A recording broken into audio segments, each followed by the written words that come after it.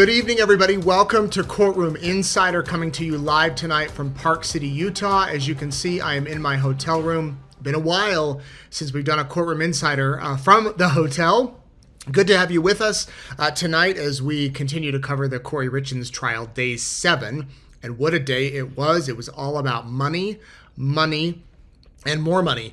Or I guess I could say lack of money. Not more money, less money. And we're going to go through it all. There was one witness today, Brooke Carrington, a forensic accountant, and she had a lot to say. She has spent years working on this case, and we're going to go through it all. Apologies, I'm going to take a drink here real quick. The hotel has free candy downstairs, which you know me and candy. Not good. Anyway, let's jump right to it. Brooke Carrington, she has been an accountant for 38 years. By the way, let me know where you're watching from if you have any questions. We're going to go through today. I'm going to summarize 8 hours of testimony down to about an hour. So we will try to get it all in here, or at least the key points. She actually began working on this case after Eric died, and she was doing the civil side of things. She was paid $14,000, she said, but then new attorneys came in for the family's trust, and they went with their own forensic accountant, and then she was hired by the prosecution to do an investigation. And she said it was comprehensive. She interviewed people. She went through bank records like you wouldn't imagine. Every single bank record, every single document. She went through home mortgage letters and notarized things and everything. It was an exhaustive investigation, in her words, to come up with what she could find. And it boils down to a couple of accounts, at least today did. Kouri Richins' personal bank account, Kay Richins' realty account, her business account, and then they have a family account, and then Eric had some business accounts and some personal accounts too. Didn't really talk much about that today. It was mainly all about Kouri Richins' accounts. She had a P.O. box, she had a personal address, and right off the bat, we learned that according to the witness, according to Miss Carrington, there was a lot of overdrawn checks or overdraft checks that weren't paid, and we're talking about the time frame of 2021 to March of 2022. Remember, that's when Eric died 4 years ago tonight. Today was the last day Eric was on Earth, 4 years ago today. He died, or they say, in the 3 o'clock hour on March 4th. So she investigated all of these documents and overdraft checks. Here's what she said about the checks. What generally does this exhibit depict? So this is just the overdraft and non-sufficient funds transactions for each of these months, just in that one account. And so I started in January of 2021, and this follows through March of 2022. Does this provide us, or does this tell us that for that 15-month period, there were 236 overdraft or non-sufficient fund transactions from that single account? That's correct. And that the amount of transactions that tried to pass but didn't was $360,000? That's right. And that as a result of that, this account was assessed $5,600 in fees? That's correct. Does this exhibit provide you as a forensic accountant any information regarding trends? Yes. As I mentioned before, I try to understand the chronology of things, and so understand kind of what is typical for an account. So when things change, I can understand that a little bit more, or at least seek to find an understanding of it. So if you go down the number of transactions column, what I did is just count up the number of transactions in a particular month, and you can see that for most of the year 2021, it's minimal, de minimis, not really that big of a deal, relatively speaking. And then in October through the end of March, it's a drastic increase in funds that did not clear the bank, or transactions that didn't clear the bank without a fee. And then if you go over to the amount column, that represents the amount. I just added up the transactions, the value of each transaction in each of those months. So like in November and December, those are separate buckets of transactions that she tried to pay without a fee, and that didn't happen. So $91,000 in each of those months. So let me just pick an example. December. Does this show that in December she had 77 overdraft or non-sufficient fund transactions totaling $91,000? That's what that says, yes. That costs $2,000 in fees. Mm-hmm. Yes. And that upward trend began in October and continued through March. That is correct. So over $359,000 in overdraft checks. That's obviously a lot of money. Now, what Kouri was doing, according to the witness, is she was paying money to vendors, to debt collectors. That was a big one. She wrote money to herself. One example is she took $10,000 from an account, she wrote a check, $10,000 from an account that only had $51 in it, wrote it to herself, went to the bank, deposited it into another account, and then the next day wrote another $10,000 from this one account. So it's like money that's not really there, but looks like it's there, is floating all over the place. And when money would come in, that would then be used to pay people. She dealt with 4 main payday lenders: Delta Bridge, Blue Bridge, Fairmont, and Zahara, I believe. And at one point, she was committed to having to pay these payday lenders $2,100 a day.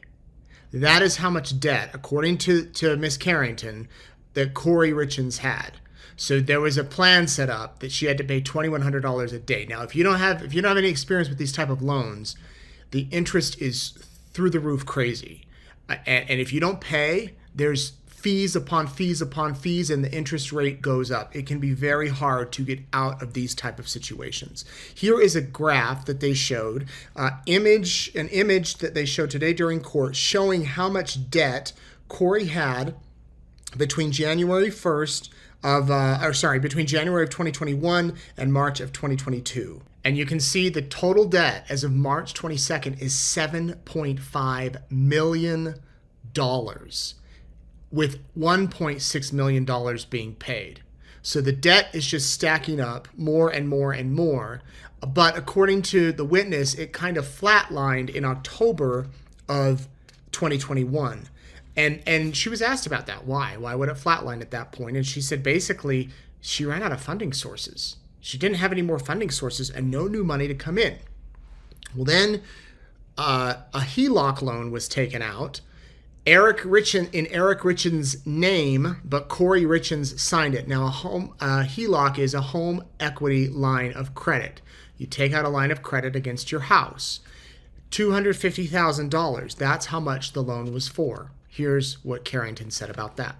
And the bars go downward because this is a negative number. It's the amount owed? That's right. And so I've got like on the left-hand side, those are negative numbers.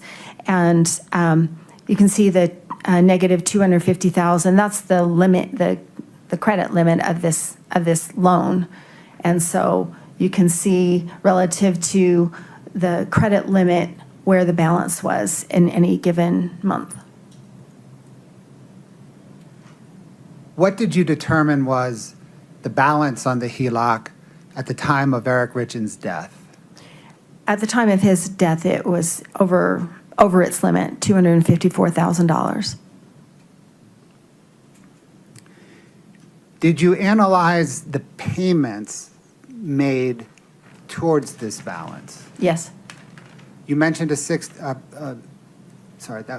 was a draw. So what did your analysis show regarding payments? With the exception of one, the payments were interest-only payments, so the minimum payment. And then you can see in October of 2020, there's a rise in the balance. There was a $50,000 payment made in October 2020. And so that's why the balance is different there. And then by the June and July of 2021, it was at its balance or exceeding. Carrington went on to say that Kouri really tried to grow her business fast. And often small business owners do that. They get going and they try to go fast. In fact, she showed a graph. You can see this. 2019, she had one house. Her purchase timeline for Kouri Richins Realty. 2019, one home for $215,000. In 2020, she bought five homes totaling $2.2 million. 2021, that jumps to 1, 2, 3, 4, 5, 6, 7, 9, 10, 11, 12, 15 homes. $6.7 million. You go from 1 to 15 in just 2 years. And then in 2022, $2.9 million. That's the one home, the big home we'll talk about at the Midway Mansion. So she really grew the home fast. Now, the Brad Bloodworth, the prosecutor, asked for some examples of what the witness did to investigate these type of situations. And what she did is for each of those homes that were just on that chart, she went through and evaluated the purchase price, the cost it took to fix it up, the fee price, and what she ultimately ended up flipping those homes for. So here's one example. This was the 550 house. She bought it for $215,000. This was the one, I believe, in 2015. After she borrowed funds and closing costs, she was in the hole for $13,000. She ended up selling it though for $404,000. She had to take away $254 for borrowed funds and then costs and everything, and then that ended up with $145,000 in cash. Well, then she had other expenses that she had to pay, which was $96,000. But total on this home, not so bad. She made $47,000. If you could do that on every home, that'd be great. We saw two examples of other homes. So the one more example I'll show you. This one, the Mill Creek home, not a good example. Bought it for $650,000, had to borrow $721,000. There were other borrowed funds. She ends up $228,000 in the hole right at the beginning, but she ends up selling it for $1.1 million. Take away all the costs and fees. There's $32,000 net at the time of sell, but she had borrowed $188,000, so she finished $155,000 in the hole. You got all that? So Carrington did that with each and every one of the properties that Kouri Richins bought.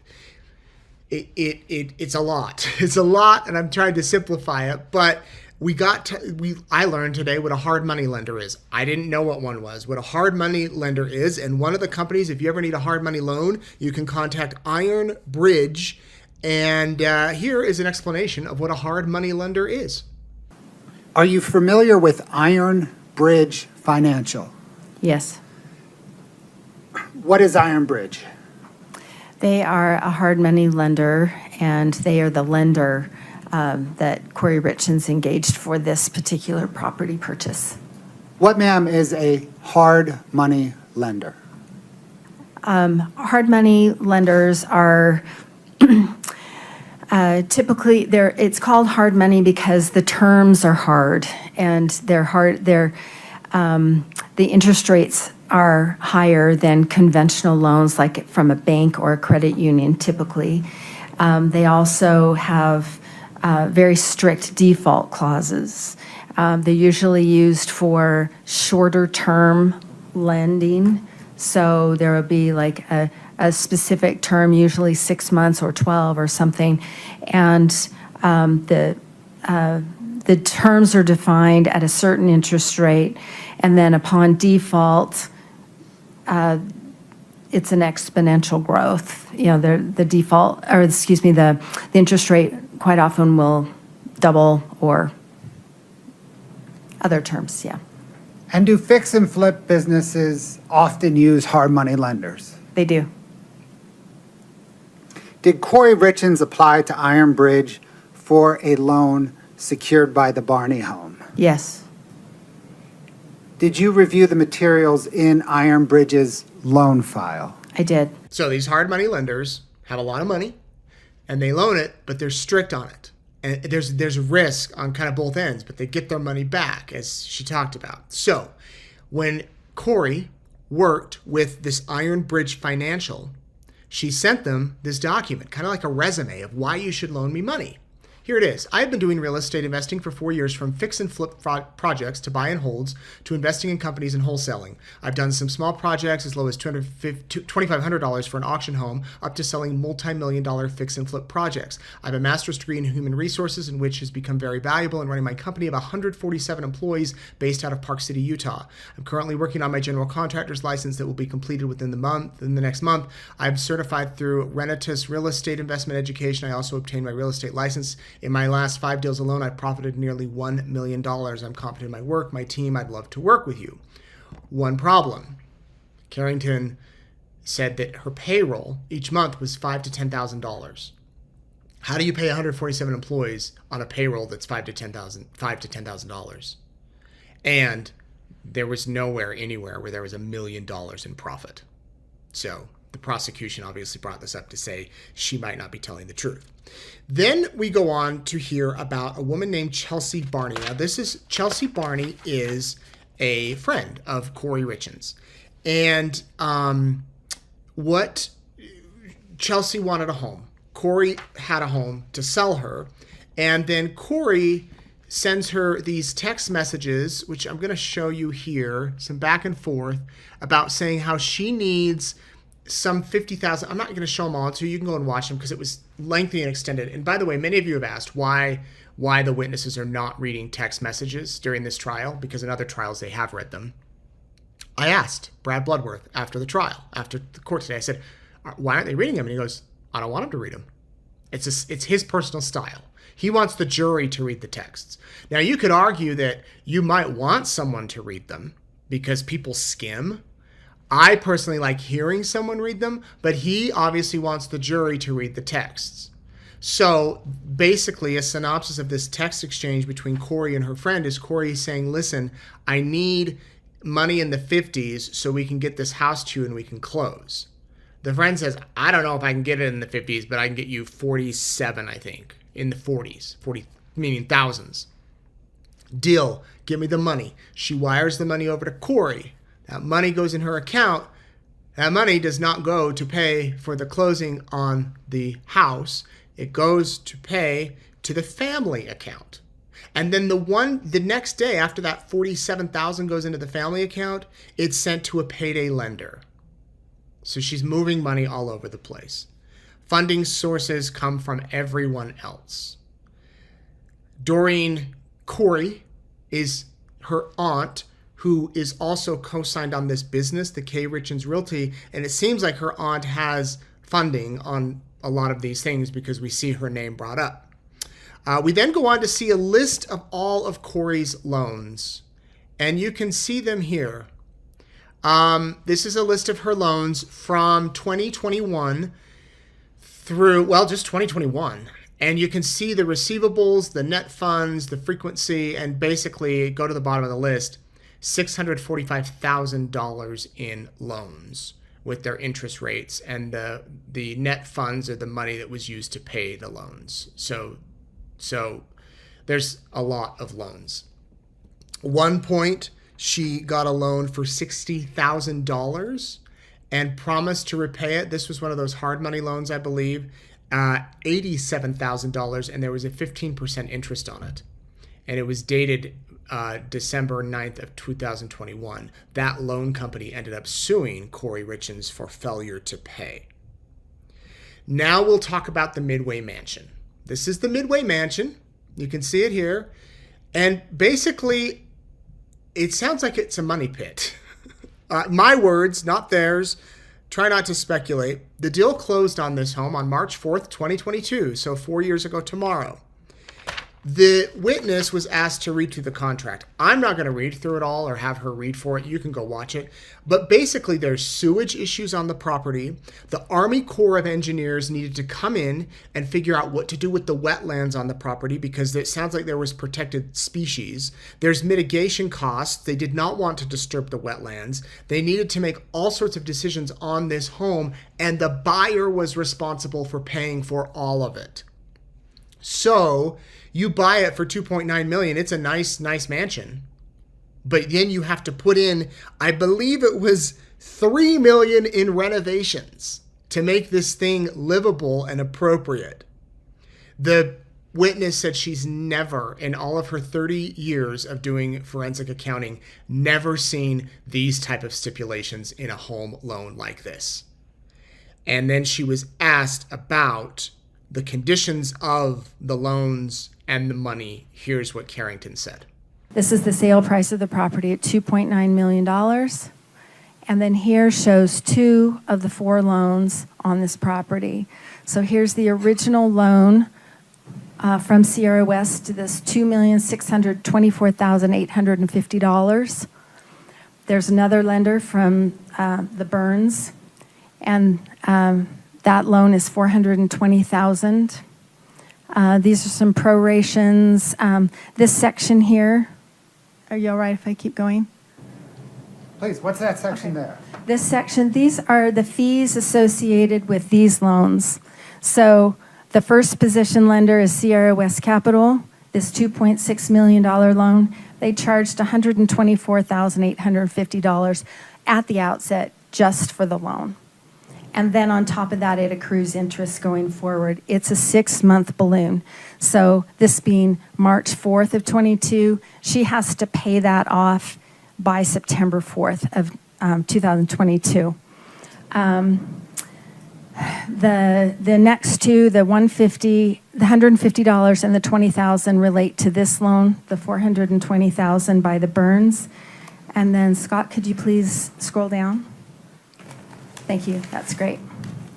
So then here, these are the title insurance costs that are paid to GT Title Services, who's the title company in this transaction. So these are the different costs associated with that. So the first one, the lender's coverage premium, that's for the first position, the Sierra West one. Second position is the Burns, the $420,000 one. The third position loan is going to be this. For some reason, this is down here. I don't know why. But this third position lender funds is $150,000. That's an aggregation of a bunch of people who got together and they pooled their resources to loan $150,000 on this deal. And here is the buyer's portion of the real estate commissions, the 2% at $58,000. The other side paid $1,000 per their agreement, and then some recording fees. On top of this, there's one more loan from David Cocker Hands that came in before this. He gave her the money for the earnest money. So did Matt Strong. So they both gave her the $50,000 for the earnest money. But later, the fourth position lender of $67,000 recorded his deed. I don't understand why it's not incorporated here, but it's not. But it is still attached and recorded on the property. So this tells us that all in all, there needs to be $3,201,230 that the buyer needs to come up with. And as I said, there's also that other $67,000. So she borrowed $3,259,000 against this property to buy it for $2.9 million. And then there was a little overage, and so this $87,240 came back to her, and we can see that go back to her bank account, and that hits her bank account. So you catch that, borrowed $3.2 million on a home worth $2.2 million. Well, then the guy, the person, the company, Sierra West, that gives Kouri Richins the money to buy this home, follows up and says, hey, where's the money? And there's an email. So here's part of the email. This went back and forth between Richins Realty, Kouri's company, and Sierra West Capital in regards to the Midway Mansion. She says, yes, Paul Benson knows his stuff. He's selling a Park City property right now for $42 million, and he got 5 others in the first week. Insane. Yes. So this property is buying at 2.9 and then million, and then $3 million in renovation, ARV $16 million. Absolutely insane numbers. Someone is going to make a killing on this, meaning she thinks it can resell for $16 million. someone is going to make a killing on this. That's where I need your help. Thoughts, ideas. Realistically, obviously, I don't have $3 million for renovations. Coming up with the 2.9 is going to be challenge enough. So what should I do with this? Do you think I should wholesale it as a county assessed price? Do you think I should close on it, get it dried in, windows, doors, maybe exterior, and then sell it to someone to finish it? Do you want to partner on it and do something with it? Honestly, I'm open to any and all ideas with this one. It's definitely out of my league, but the margins are so insane that I had to pick it up and then figure it out. Help. Let's do something with it. Just not sure what. Maybe your Heber guy would want to buy it as is from me and have him remodel it with MCC. I don't know what that means. Double close or assign it over to him. Maybe he just wants to invest in it. Honestly, I don't know with this one. Something is there, just finding the right direction to go with it. With the $50K, if you can make it work, awesome. If you can't, that's fine too. You do what you're comfortable doing. Numbers are tight on this one, so I thought it may be a challenge. But for real, if you can't make it work, that's totally fine. Just let me know. I attached a contract if you want to read through it. So she's trying to come up thinking that this house will eventually sell for $16 million, but she's got to put in $3 million in renovations right now. Obviously, that looks amazing on paper. If you can buy a home for 2.9, put in 3, you've put in 5.9, and then turn around and make $10 million in profit, that would be amazing. And maybe there was potential there. But based on what we heard today, it would have been a ton of work. As we get closer and closer to Eric's death, her assets are imploding. And she's doing what she can to find and get money. She didn't have the ability to pay the $3.2 million, and within 6 months of closing, which is when she was supposed to close it, the home she tried to sell it 7 to 8 to 9 times, and it fell through every time. Even if Kouri had sold everything she had when her husband died, she wouldn't have been able to pay it. Now, Eric, when he did die, he had $2.1 million in life insurance.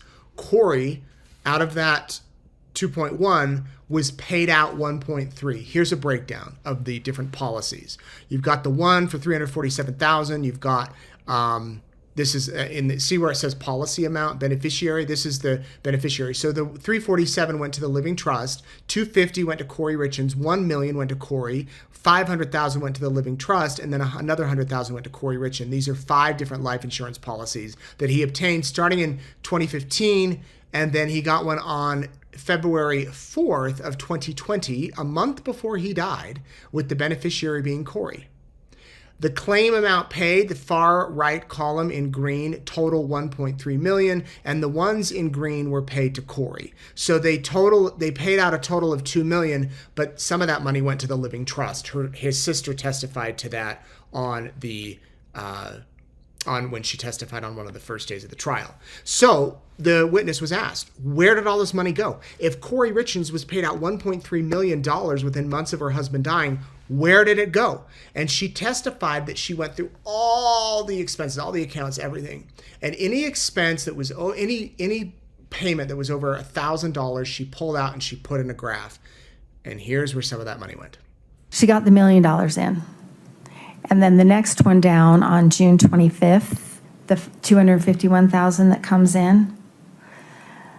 When that comes in, what was the balance in her account before the second policy was paid? And she had $543,000 in that account. So basically she spent about half of the $1 million between the 16th and the 24th.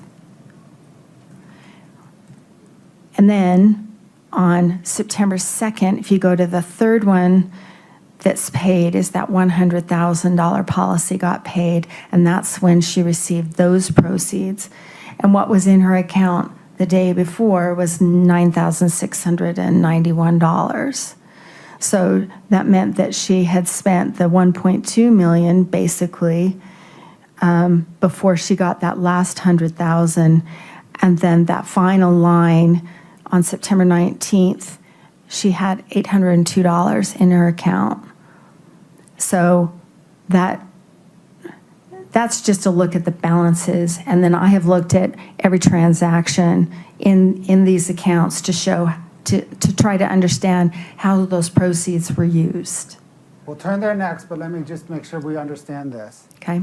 So that shows where, when she gets a $1 million life insurance payment into the account, you then detail where it goes.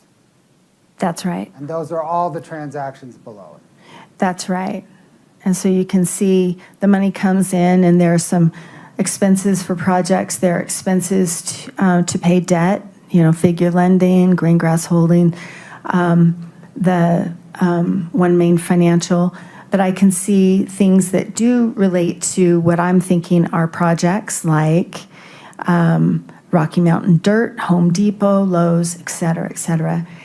And then you see on 6/4/22, those 5 transactions to the Utah State Tax Commission. And especially on the right, Scott, can you see that bottom one? 6/4/2022, Utah State Tax Commission, and go over, and it's $50,000, $342. Thank you, that one. That matches one of the tax liens, the state tax liens that I was talking about earlier. So that's one of them. And those other amounts could be for the other $20,000, or it could be for something else. But one way or another, those are tax payments. Do you see that entry on 6/24/22 to Robert Grossman for $25,000? Yes. Are you familiar with who Robert Grossman is? Yes, he's Robert Josh Grossman. Josh Grossman, I understand, was Kouri Richins' boyfriend during this time. So Josh Grossman got a payday. I'm hoping they're calling Josh Grossman as a witness soon. We've heard his name a lot. I think it might be coming. We'll see. I have no inside knowledge. So there's the prosecution, all in a nutshell. Go watch the whole thing if you really want to. Now it was time for Kathy Nestor, the defense attorney, to cross-examine. She begins by asking about reimbursements and how these flip. When you go into the business of flipping homes, it can be a risky business. You do not want to hold on to the home for long. You want to make the repairs as much as possible and get it off your books, because the longer you have it, the more you pay. She called it spit and polish. Polish it up, make it look nice, sell it. She asks what the terms are about hard money lending and if it's a risky business. Listen. So because the goal is only to hold that property for just a really short time, you often use what are called hard money lenders, right? That is true. And we did hear you talk about that on direct, but just as a quick refresh, because I think that was 20 years ago, the hard money lenders lend money without all of the formalities that a bank requires to lend money, right? For example, that is correct. For example, the underwriting process is almost nil.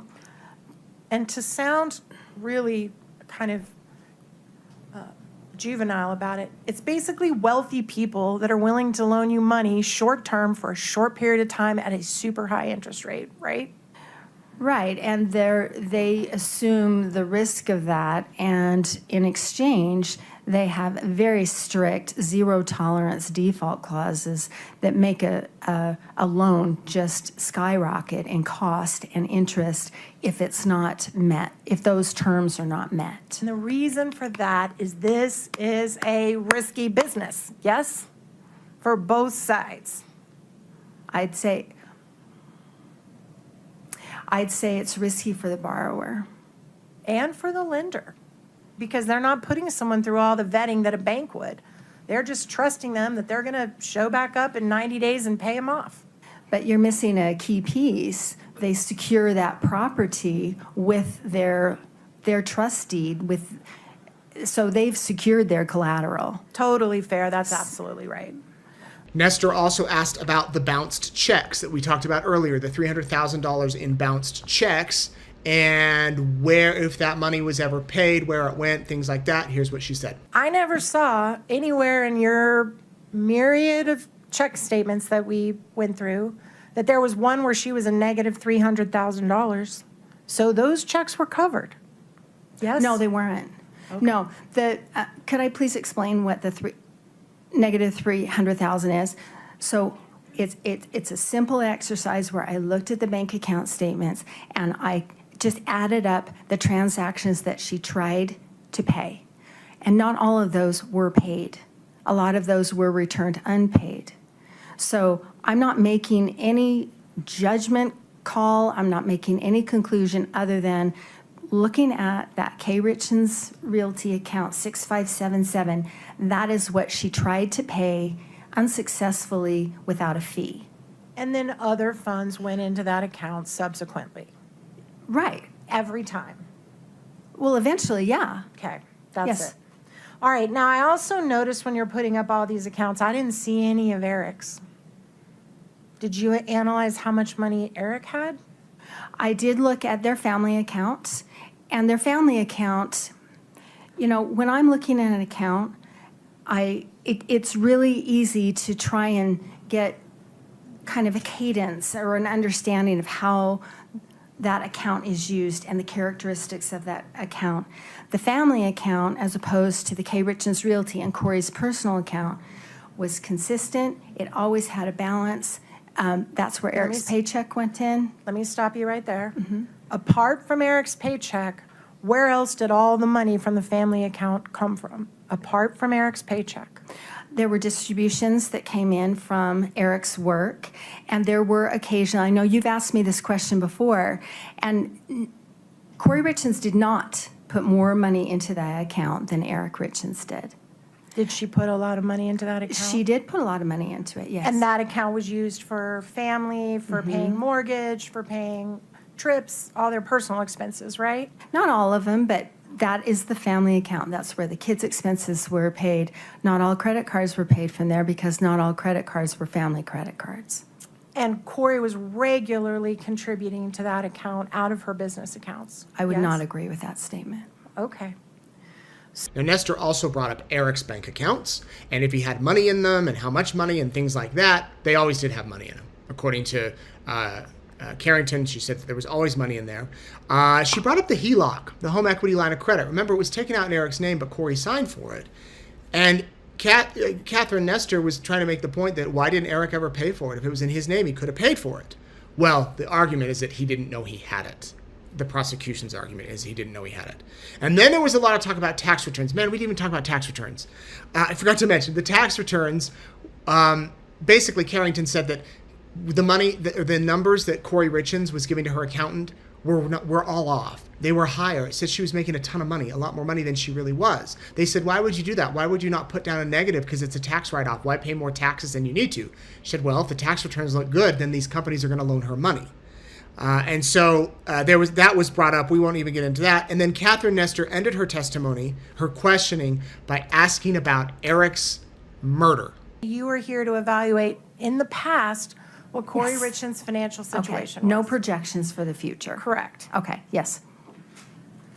But certainly, and you're here to do that, to come up with your conclusion that at the time that Eric died, she was financially, I believe your words were, in distress. That's your conclusion. Yes.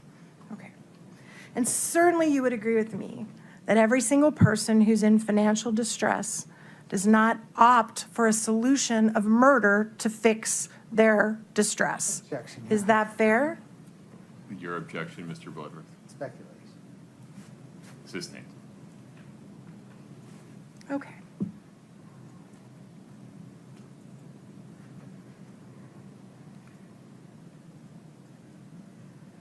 If in fact Ms. Richins was in financial distress, that does not, you're not here to say she killed her husband, are you?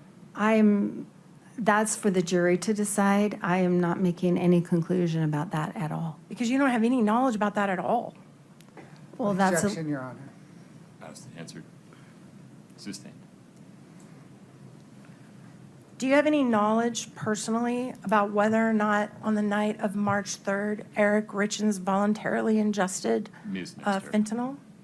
Asked and answered. That question that I just asked? When she said she doesn't know anything about that, she meant she doesn't know anything about that. Okay.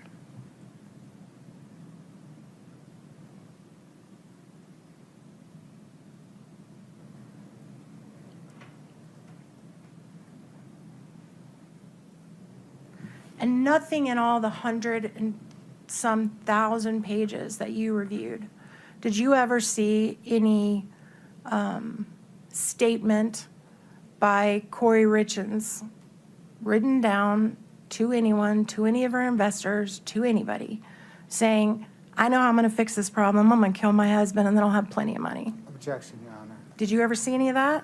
Overruled. Ms. Carrington, you can answer the question. There's an email between her and Mount Strong where she talks about the inconvenience of being married. Okay, so does that answer the question I just asked you? You've asked, I'm not trying to create anything, but you said, is there anything that indicated anything?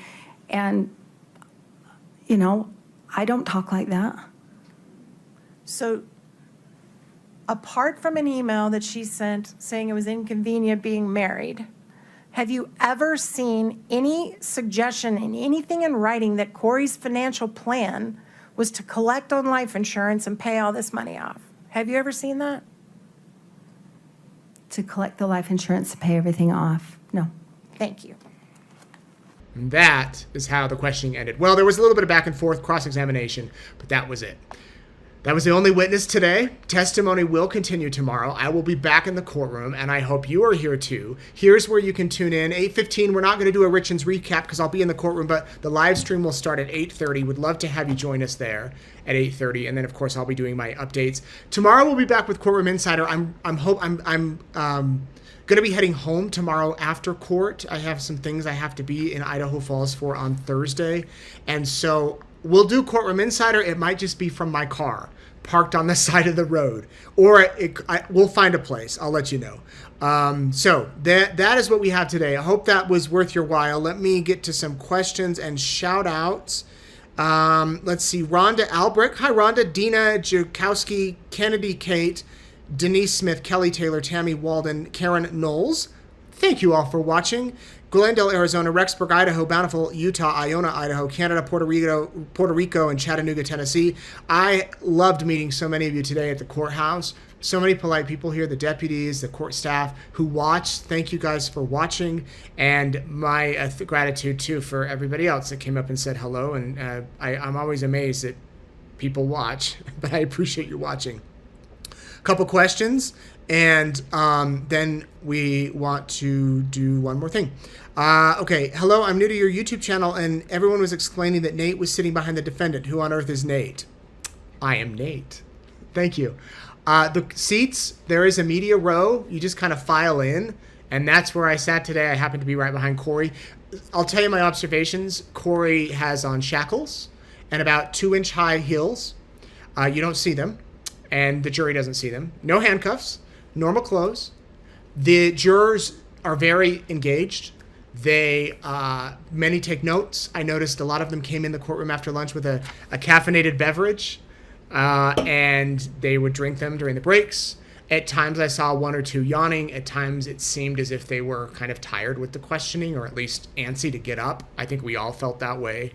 But it seems like a smart jury panel. Half of them are men, half of them are women, variety of ages, and they do seem engaged. The courtroom, a lot smaller. And this is always the case, it seems, but really from the pulpit, from the rostrum where you ask the questions, the podium, it's maybe 5 feet from the witness stand. It's very close, and the jury is maybe 3 feet. That Boise courtroom for Daybell, that courtroom in Arizona for Daybell, huge compared to this. This is a small courtroom, and Kouri was within an arm's reach of me. I wouldn't reach over the bar to touch her, but she's that close. It is a small courtroom. So there's just kind of my insights from today. Who's raising the kids? Family member has custody of the kids. I'm interested in going to the trial tomorrow. I'm coming from Utah County. Would want to know how early to get there. Was today's court full? It was full in the morning, and then it kind of after lunch it dwindles off. Court doesn't start tomorrow until 9:30. I think I told you 8:30 a minute ago. It's 9:30. So be there. I would say be there by 8:30, 9-ish. And I don't think people have been turned away, but I don't know. To be honest with you, I kind of go in and I go to the media room and then I go in the courtroom. But if you decide to come, I would love to meet you. Okay, here's where you can follow me. I'm on Facebook, I'm on Insta and YouTube. Please subscribe if you haven't. You can also follow me on X and we appreciate it all. As I mentioned earlier, Eric Richins died 4 years ago today. Eric Richins was 1 year younger than me. And before we go, I wanted to read through his obituary. Eric Eugene Richins made his last extravagant and largely unexpected gesture on March 4th, 2022, signing off on a life, in his own words, lived to the fullest and with few regrets. God certainly perfected the mold when Eric was born to Gene and Linda Richins on May 13th, 1982 in Bountiful, Utah. Eric's world revolved around his family, his love for hunting, the family cattle ranch, and his insane drive as a successful entrepreneur. Being born into the Richins legacy shaped Eric's formative years and resulted in a lifetime of hard work, dedication, and fierce loyalty. Being the eldest was a dubious task, but he was up for the challenge and led and loved his sisters fiercely. At an early age, Eric learned the joys of keeping horses and cows around. He spent countless hours helping his dad work the ranch, hauling the hay, feeding the animals, and mending fences. He loved his family unconditionally and was a devoted son, brother, and uncle. Eric was a family man who always strove to be the absolute best father and husband. He was an attentive and loving father to his 3 sons, Carter, Ashton, and Weston, and a devoted husband to the love of his life and wife of 9 years, Kouri Richins. Eric did absolutely everything in his power to provide his family with every possible opportunity to learn, grow, and have fun. Growing up, Eric was a serious athlete and loved all sports, whether it was watching them or playing them. He was involved in cross-country basketball, baseball, and soccer. He was also the coach or assistant coach on his all-boys teams. He spent countless hours coaching and teaching the boys to, quote, play aggressive and, quote, give it their all. Eric truly cared about every single child he coached and wanted the absolute best for all of them. Eric was an avid outdoorsman and dedicated hunter. He was an excellent archer and marksman and had multiple trophy animals from all over the world, including Africa, Mexico, Canada, and the United States. There was never a dull moment when you were around Eric, whether it be showing up to a family dinner with no socks or sleeves on his shirt because he had to make an emergency bathroom stop along the way, or his calling to tell you he rolled the four-wheeler for the umpteenth time, is stuck and needs you to come and get him. Eric loved to have fun and was always the life of the party. He owned almost every motorized toy possible, from four-wheelers and side-by-sides to trucks and snowmobiles. Because of this, he of course holds the Richins family record for most rolls and collisions of motorized vehicles, as well as the most stitches received from a single incident, 200 on his face to be exact. Eric was a member of the Church of Jesus Christ of Latter-day Saints. He served a 2-year mission in Mexico City, where he learned to speak Spanish fluently. He earned a bachelor's degree from the University of Utah in International Studies with a minor in Spanish. Together, Eric's mission and his education truly shaped his business acumen. He had the perfect combination of business sense and foresight. He built a very successful masonry business from the ground up and helped many friends do the same. He had a special ability to build close relationships with everyone he worked with, which really allowed his business to thrive. Eric loved every aspect of his job, but most of all loved the people he worked for and those he worked with. Eric faithfully supported organizations that he truly believed in. He never was one that wanted recognition or accolades. He did most things anonymously and without recognition. Eric was a true champion of all people. It did not matter if you were an employee, family, friend, or the next random person walking down the street. If you needed anything, you could count on him. He truly cared about each person he met. He was always trying to help people find better situations in work and in life. Eric made sure to set time aside to do what he loved most and make sure that everyone around him did the same. Eric loved fully, laughed loudly, and lived life with reckless abandon. He enjoyed great adventures to far-off places, but also cherished the small and finer things in life, like his Under Armour sweatsuits and spending time with his family and friends.